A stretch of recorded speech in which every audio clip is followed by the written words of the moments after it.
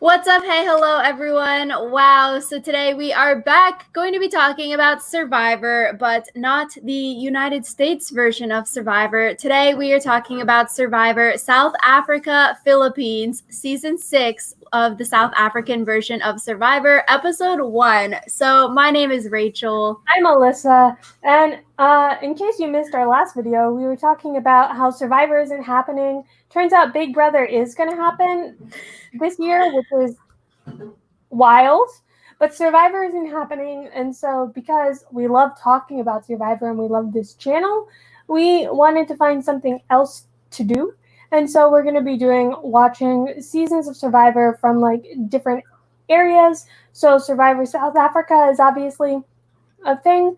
So we watched one episode this week, and then we're going to be watching 3 episodes a week until we finish the season. And you guys can watch along with us if you want to fill the gaping void of no Survivor US this fall.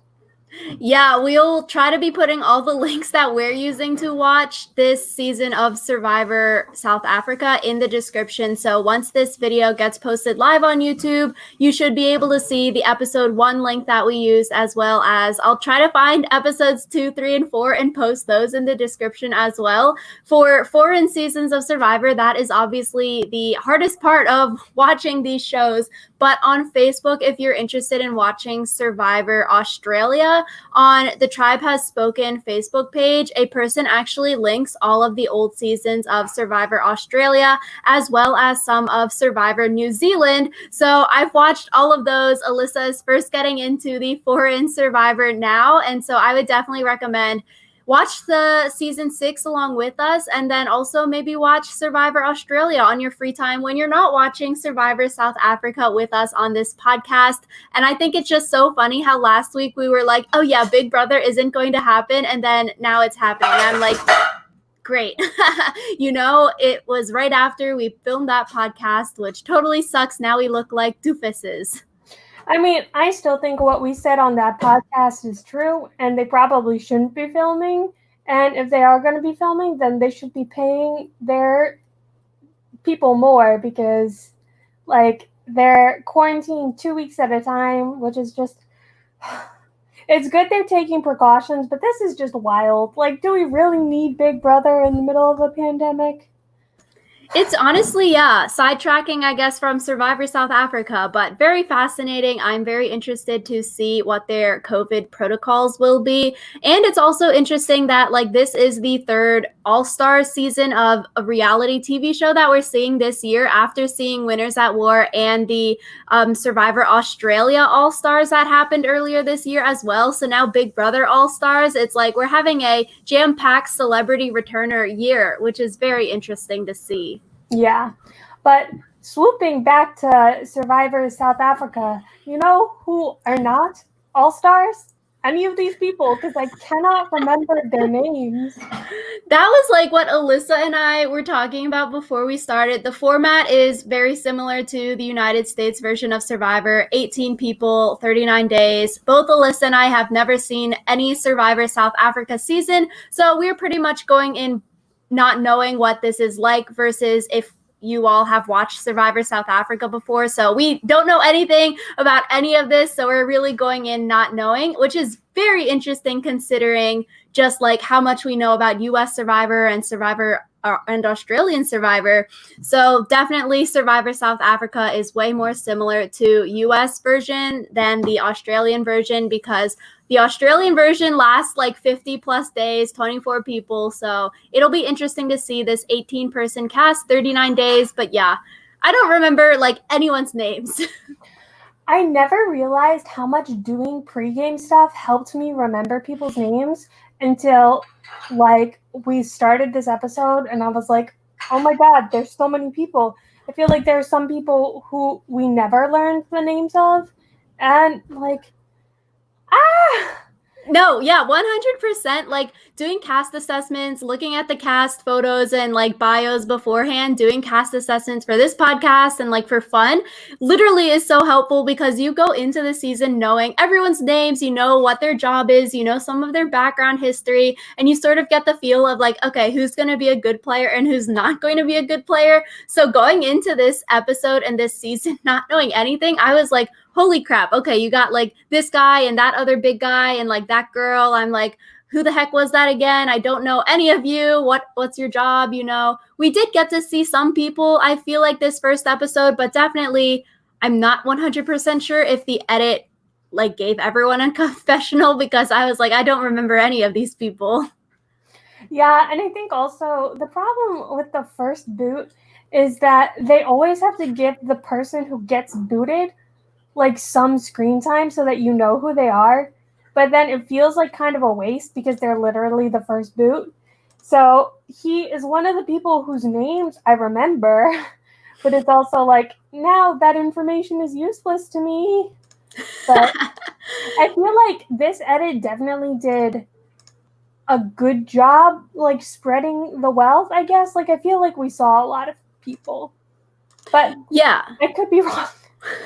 I agree. I think definitely some people stood out more than others because I just remember their names or like what they look like more. But some people I'm like, yeah, I think they got a confessional when everyone was on the boat at the beginning. But other than that, they were sort of invisible, which could be their tribe losing and not going to tribal council. But I did think for overall thoughts that this episode was pretty good, you know. It wasn't super boring or anything, and it definitely probably will pick up into the season because everyone hypes up Survivor South Africa season 6 and season 7 so much. So I feel like Alyssa and I are expecting really, really big things coming out of this season of Survivor. So I'm like super interested to see where this season is going. And I felt like just looking at the cast on the boat at the beginning, like it seemed like it had a lot of diversity. Yeah, I feel like it's definitely more diverse than like US Survivor. Like especially age-wise, I feel like most of these people were like 30s, 40s. Like it didn't look like there were a bunch of 20 somethings. And I think also body type wise, like none of the guys had like the perfect rippling six pack that seems to be the standard for like some Survivor people.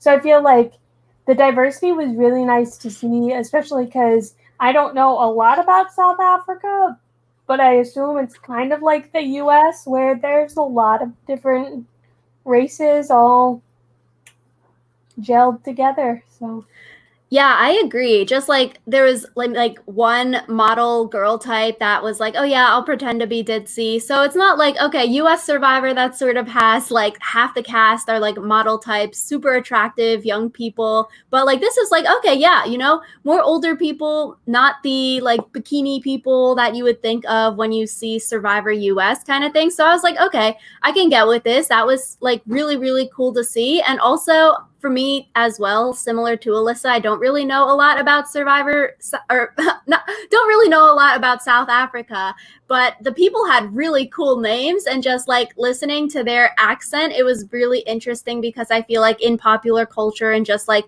TV in general, you hear a lot of like people from the UK's accent as well as like Australian accents on TV a lot. And so I feel like watching this season of an episode of Survivor, it was interesting to hear and I feel like maybe a little bit more difficult to understand than watching like Survivor Australia or Survivor New Zealand's those contestants' accents. So I actually had a professor in college who was one of my favorite professors who is South African. And so like this whole time I was like listening to it, I was just like thinking about him because there's one of the guys, I forget which one, but one of the guys sounds exactly like my professor, and I kept having to be like, what's happening? But so I guess I didn't really have the same struggle with like understanding their accent as you did, just because I've taken more than one class with a South African professor. But I agree that it is interesting because like Western culture like doesn't really seem to talk a lot about any part of Africa, even South Africa, which is kind of weird. So I think the thing most people know about South Africa as a country is that Elon Musk is from South Africa. And then people know about like apartheid. So Yeah, definitely problems with the US education system. Even like world history, Alyssa and I took in high school. It wasn't really world history, honestly. It's more like US history. And then they're like, oh, yeah, world, which we didn't even learn about parts of the world. we learned a lot about like Asia in the beginning when like the US, the Americas weren't really like doing anything because we know that there were people here because Native Americans. But like, yeah, that was a random tangent. But overall, I'm really excited to watch more of Survivor South Africa. I don't think it'll be really educational as far as teaching us what South Africa is like, but you know. Yeah, I agree. I think the format of this episode, at least, it was really interesting because this was an hour-long episode. So it was longer than the US version because US is like 42 minutes, but this was like solid 1 hour, no commercials.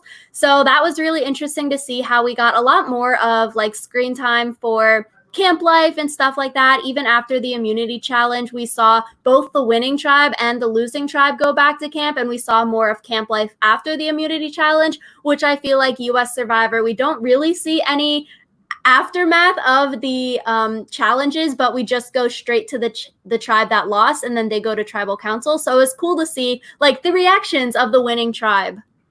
Yeah, I think it was cool to see like that winning also kind of affects the tribe dynamics because we always hear about like, oh, we did really well, but never really like see it right after. So that was cool.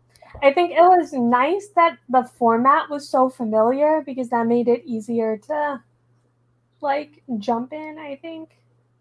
Yeah, and so speaking of familiar format, we started the season off with a boat challenge. So very, very similar to US, where we start on a boat and you have to like jump off and get like things on the boat and then either swim or race over to get rice or flint, something like that. We saw it in Survivor Second Chance. And also, I think Survivor New Zealand, this was their opening challenge as well in season 2 of Survivor New Zealand.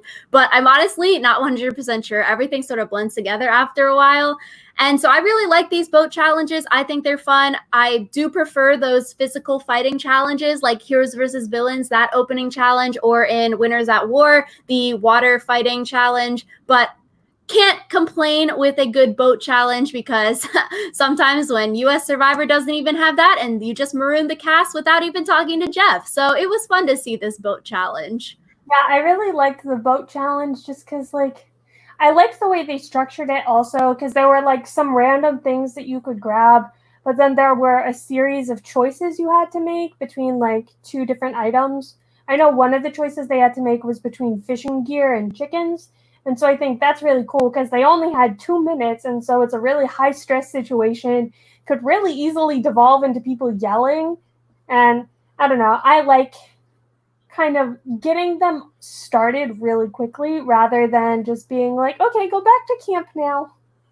I agree. I like seeing people have to play from the start, running around, jumping in the water, like screaming at other people, collecting stuff. I think it's always fun. I thought it was funny watching the first boat challenge because when they were rowing to shore to like fight for the rice, like literally some people on the boat were doing nothing but like standing there and watching. I was like, holy crap. I'd be sort of angry if I were like just watching someone just stand there or like sit and like, oh, I'm doggy paddling, like kicking my legs. Like, bro, you're not doing anything. Yeah, I think it's hard though because they didn't have enough paddles for everyone, I don't think. So it's like do you just like swim? So yeah, that was funny. And I feel like it kind of was a good start to figuring out tribe dynamics because people naturally clash. So Yeah, so starting off with the blue tribe, we have the blue tribe and the red tribe of this season. And so I think the first thing that really stuck out to me was the man wearing the suit. And I think his name is spelled like Marthunis, but people were pronouncing it like Martinez, kind of. So I guess we'll go with Martinez. But honestly, probably we will be butchering people's names throughout this. So if you know how to pronounce it, please let us know in the comments down below. But yeah, he straight up looked like a secret agent in like those opening shots. And then standing on the beach, he looked so like, macho, like stick up your butt. It's so sort of like intimidating wearing that suit. I was like, holy crap. I think it's really funny because he was also the guy who got like really sick the first night. And so it's like, here's this guy trying to look like so slick wearing a suit. And then the first thing he does is like get sick. So I feel like that's just, there's a metaphor in that somewhere. So. Yeah, I was so sad when like he killed the snake. I was like, oh my God, this hurts. I think it's weird because none of them, I feel like, knew a lot about snakes. Like, they were like, look at its colors. Those are kill you colors. And for a minute, I forgot that this wasn't Australian Survivor. And I was like, you guys are Australians. You should know all about snakes. And then I was like, wait, we're not watching Survivor Australia. They probably don't know anything more about snakes than I do. But, yeah, I think it's kind of like tie with the chickens, where it sets up a conflict, like, from the very beginning, where there were some people who were really uncomfortable with him butchering the snake for essentially no reason. Because it was just on one of the palm fronds they were going to use. And so a bunch of people were like, oh, just let it slither off. Yeah, honestly, when it showed on camera, the like head falling off, I was like, oh my God. And then it showed like the writhing body on the ground after they chopped the head off. I was like, holy crap. They usually in US Survivor, when they kill a chicken, you're like, okay, yeah, chicken's dead. You maybe hear like a squawk in the background, but even recently, like they've stopped showing that, or they stopped having chickens on there, or it's just said that someone killed the chicken, but they don't actually show it anymore. So like to see the head come off, I was like, oh my God, this is like hardcore. I was like scared. Yeah, and I learned today that snakes can continue moving for several hours, I think the guy said. So that's like nightmare fuel. But Yeah, I feel like that was the main conflict on the, what color tribe was that? The blue tribe? Yeah, the blue. Yeah, I think Martinez really just stood out to me, the dude in the suit, because he was sort of honestly annoying. He seemed like he talked a lot, and he kept on saying, yeah, you know, we need to finish the shelter. I don't want to cuddle with any of you, so we need to finish this. And it just seemed like he rubbed a lot of other people the wrong way. Even after like immunity, people wanted to say like, we should have thrown the challenge, or we should have lost, so we could have voted him out. And like it was so weird when they found that he had a whole typed up speech for Final 3 on day 1. I was like, wait, I guess maybe in Survivor South Africa, you can bring an item, like the personal item kind of thing. But I don't know why you'd bring a Final 3 speech. Like, and then you left it in your bag. That was just so weird. Yeah, and he also, like I mentioned, got sick. And then one of the guys who was a doctor was just like, he's fine. He's just being dramatic. And like, the last thing you want to be on Survivor is like a drama king, because then people know that you're just going to stir up trouble. So I feel like his time is going to be very soon, just because it doesn't seem like anyone likes him. Yeah, and I agree about the doctor. Believe his name is Tevin. And so Tevin was spreading lies about Martinez, the suit man. Honestly, we need to like make up like suit man doctor. So yeah, Tevin was spreading lies about Martinez, saying that Martinez has a clue. He found the clue on the boat challenge. And so maybe he has an idol, which I was like, okay, interesting strategy. That's pretty good, Tevin. But also, it's day 1. It sort of seems maybe a little bit too early to be spreading to everyone that you think this other guy has an idol or potential idol. I could easily see it flipping on him and like flipping back to him and him getting caught in a lie or like a tricky situation. But honestly, after they searched Martinez's bag and they found the Final 3 speech, it seems like a lot of people are on board disliking Martinez. So Tevin, it could have went really wrong if something came up and Martinez heard that Tevin was bad-mouthing him kind of thing. But I feel like it is probably going to work out, considering it seems like a lot of people don't like Martinez right now. Yeah, I think, was this the tribe where someone did get an immunity clue? Yes. Yes. Werner. Yes. Yeah, I feel like it would have been bad for that guy, because it's like, if they had started searching bags after he had gotten his immunity clue, like that would have been yikes, because then he would have to fess up, or then they would no longer suspect the other guy because it's like there's a limited amount of immunity idols. So, yeah. Yeah.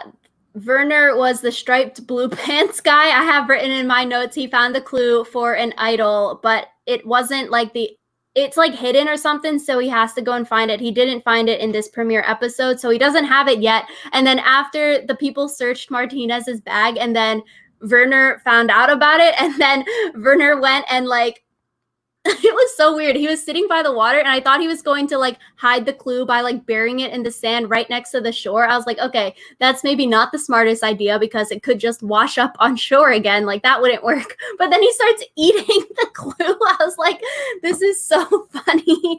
It was so interesting. I was like, damn, that is some good management. I don't think we've seen that in US Survivor where someone would literally eat the clue so no one else can find it. There's just so many better ways to dispose of a clue than that, but like good on him, I guess.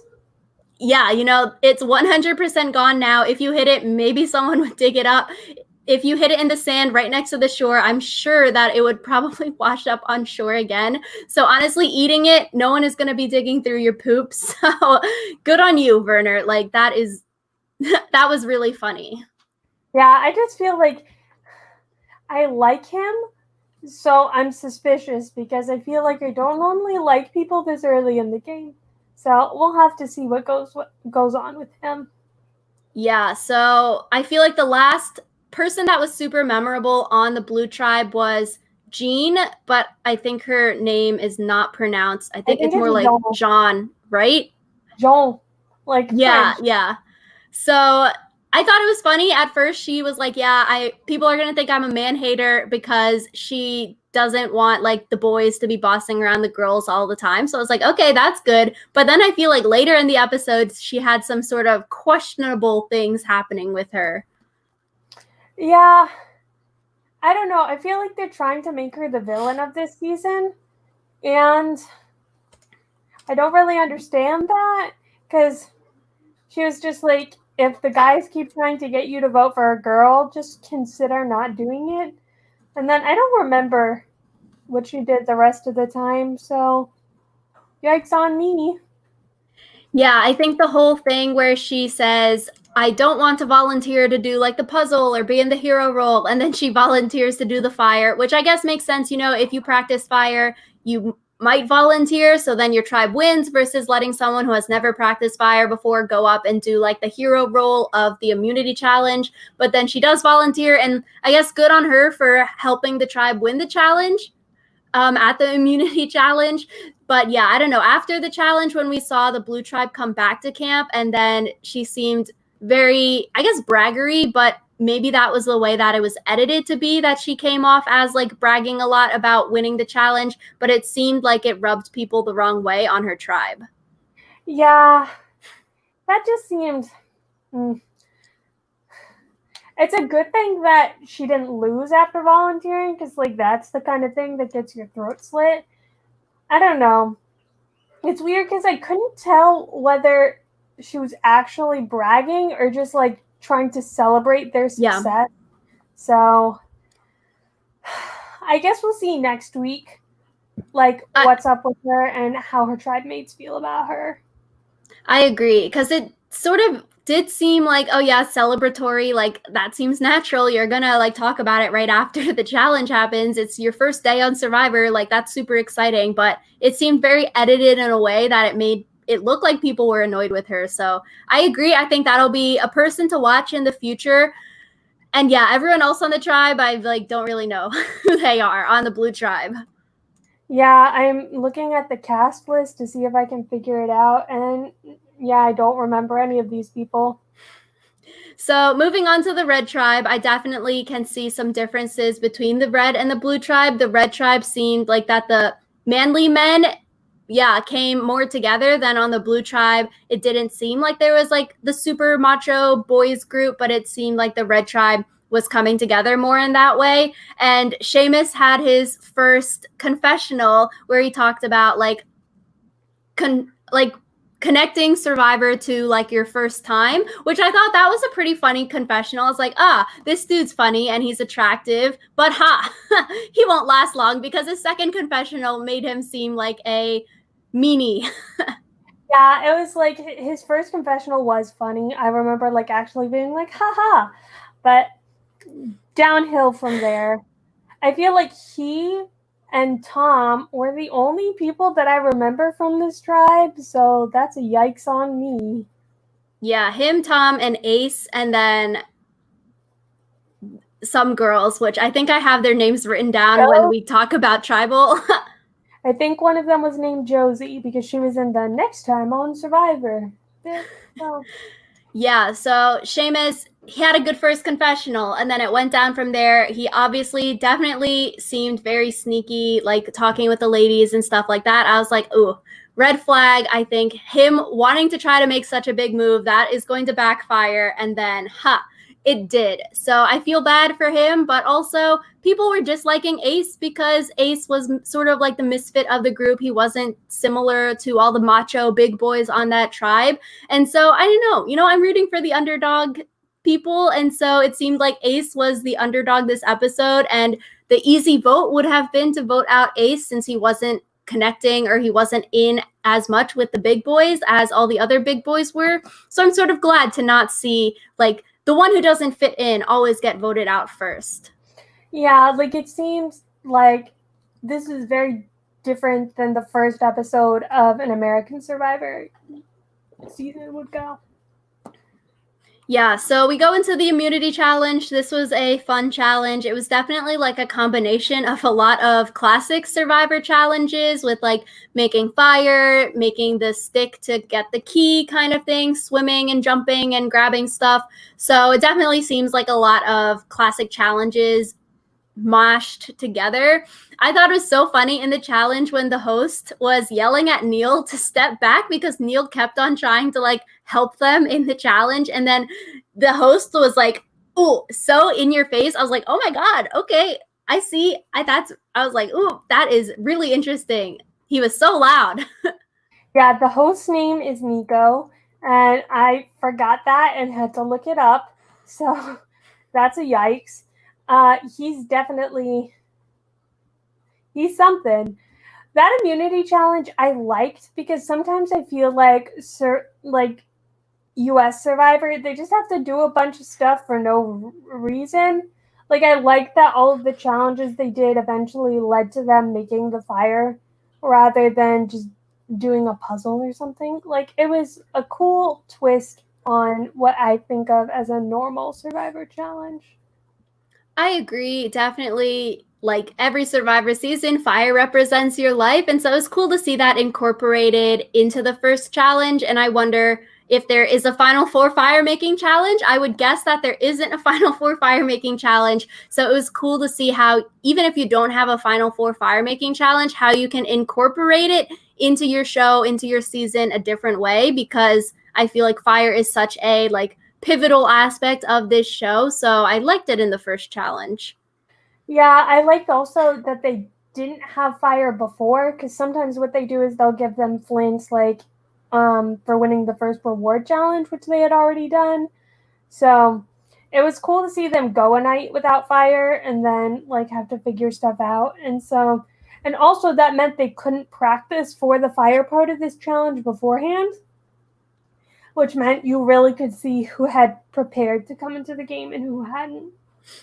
Yeah, so the blue tribe wins, and then we have the red tribe going to tribal council, which was honestly interesting because I felt like we didn't get much information about the red tribe going into the tribal or going into the immunity challenge, which I guess makes sense because you're going to see more tribe dynamics of them because they lose the challenge. But yeah, going into the immunity, I would have thought that blue lost because we saw so many more people on the blue tribe and saw maybe more tribe dynamics, but blue wins, and then we go back to the red tribe. People are thinking that Ace is an easy vote out, and Seamus says that he wants to vote out Tom. The others are like, that maybe it's too soon. I don't want to vote out Tom. And then one of the girls goes and tells Tom what Seamus said. So everyone knows all of the plans at this point between Seamus versus Tom. It seems like Ace has become the swing vote, and now it's between Seamus and Tom, and Ace is the person deciding.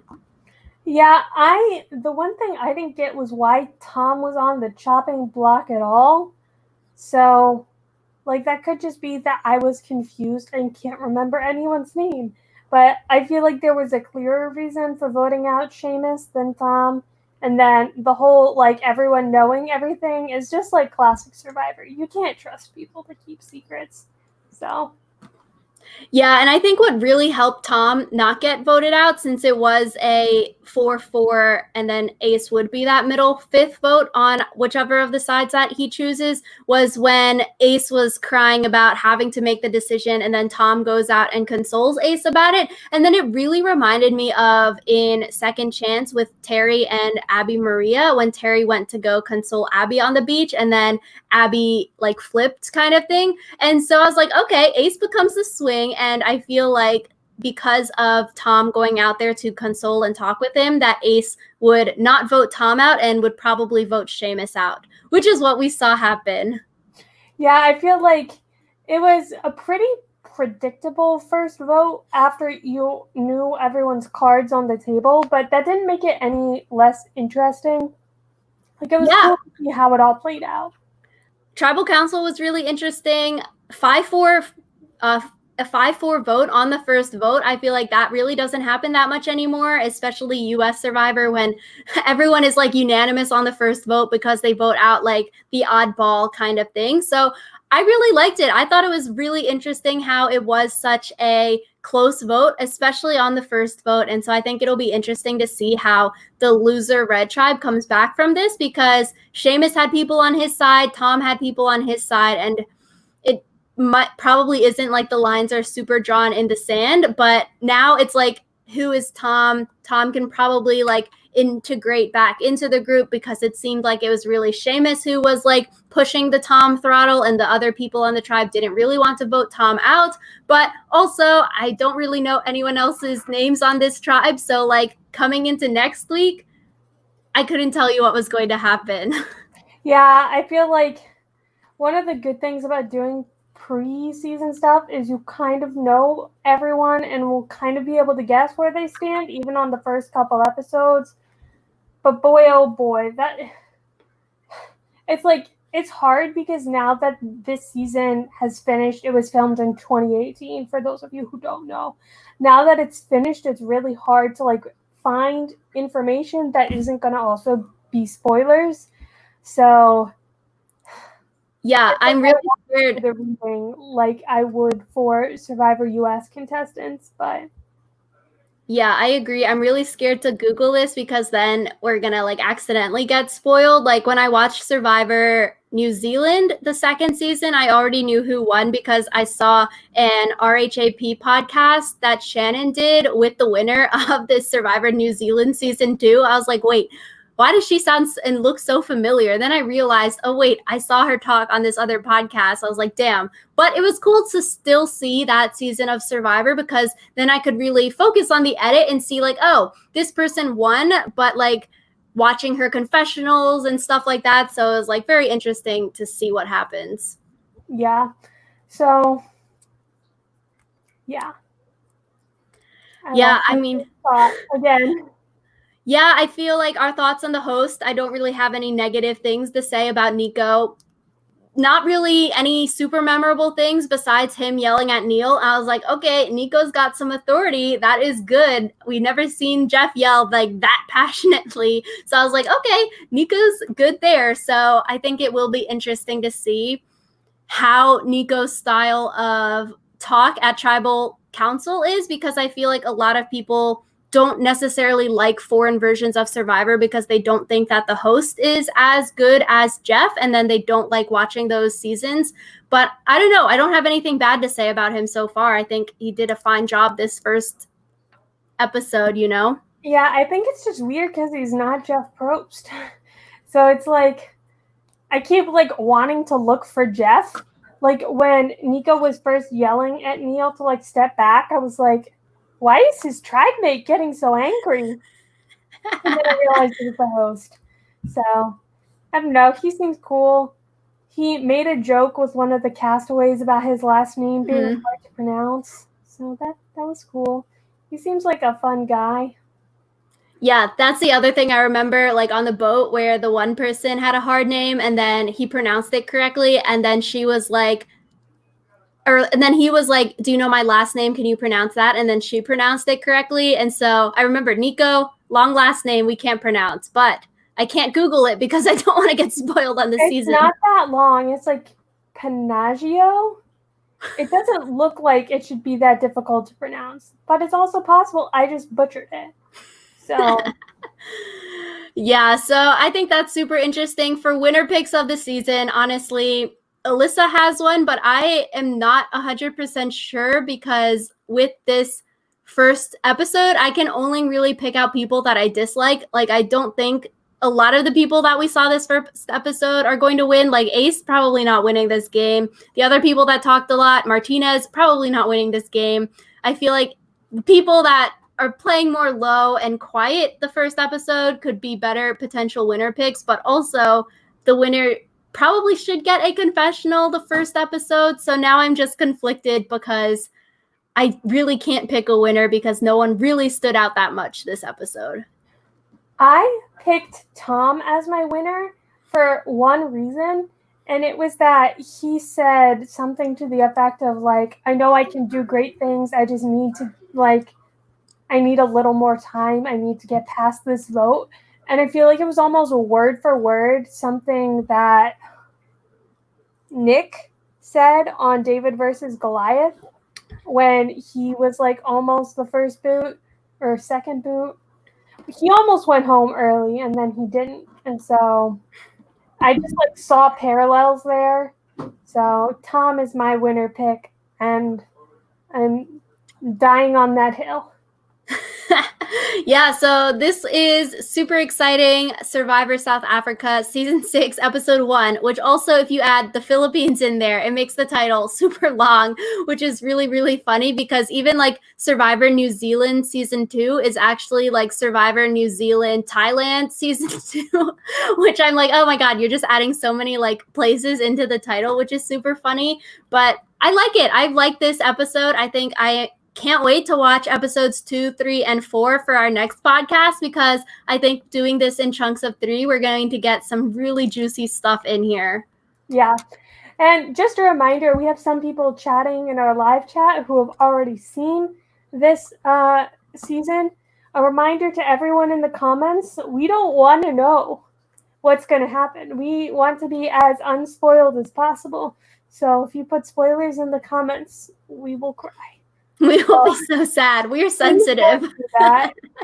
And yeah, if you guys want to watch along with us, like Rachel said, we'll be putting links to watch down in the description, and we will see you guys next week for more discussion.